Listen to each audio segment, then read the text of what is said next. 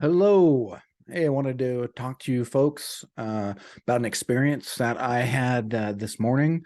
I was with my peer group. We were talking about very sensitive ideas. And as we were talking about these sensitive ideas, right, there's going to be disagreements. Not so much like, hey, I think you're wrong, but more like, hey, how we considered this, right? And just meaning more that we're not all in agreement. Well, as I was talking, somebody spoke up pretty loudly and basically told me to shut up.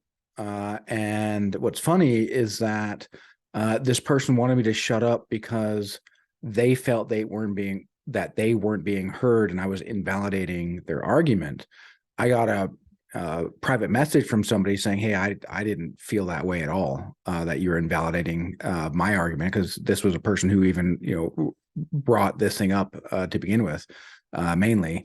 And so the interesting thing is that this person, barked up, said, basically told me to shut up, invalidating my argument because they felt that they were being invalidated.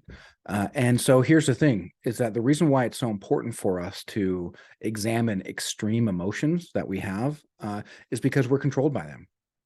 Right. If somebody can pull your strings or push your buttons and then you react, well, you are now their slave.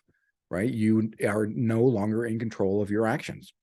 And it's very important to examine. Doesn't mean that you need to change your mind. It may not be that, that the logical conclusion is wrong by any means. It might just be that the reason why you got to that logical conclusion is wrong, and examine that so you can let go of that which controls you so you can instead be in control of yourself. And it's very important to have the ability to realize that, hey, if somebody's having an emotional reaction, has nothing to do with me. I didn't get upset. I told them, hey, I certainly didn't mean for you to feel like I was invalidating or dismissing your point. And from the PMs I got, it sounds like that was well received. But if somebody's having an emotional reaction, well, hey, sometimes the best thing that we can do is just not react to it. In fact, that's probably the best thing that we can do is just not react to it. Because if we react to it, right, we feed into it. And I love the idea of the Tao, right? The Tao has this idea that Tao Te Ching has this idea that if you give evil nothing to resist, it'll go away on its own. Not because it's not there, but because you can step out of its way. Now, that isn't to say that this person who spoke up and kind of yelled and told me to shut up effectively was evil, but it was coming from an emotion, right? A dark emotion that if I were to resist, I would have made it worse and likely would have resulted in some level of bad or maybe evil. And so when I look at evil, I just see more negative energy. But I was able to step out of its way. Why? Because I wasn't willing to fight. I didn't have a dog in that fight. We were sharing ideas. It was a place for us all to be heard and collaborate. And I felt pretty good about it. And from the PMs that I received, well, it looks like others did as well. And just remember that sometimes the person who is yelling at you is not the person that you really are trying to reach, right? Everyone else watching, right, is going to be influenced by your argument. But more than that, if somebody does yell at you, well, guess what?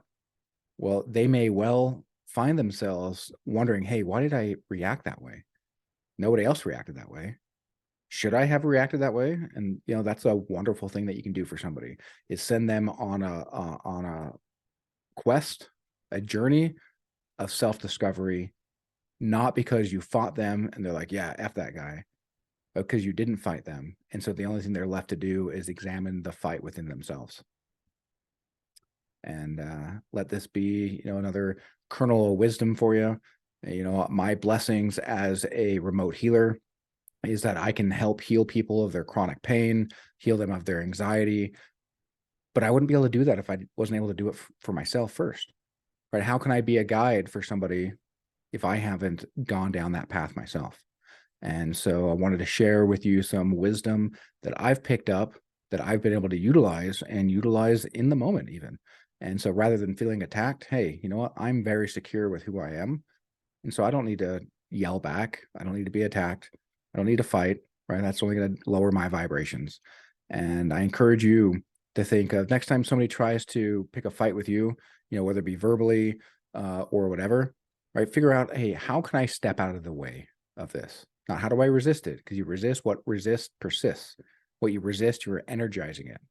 How do I step out of the way so it can go away on its own?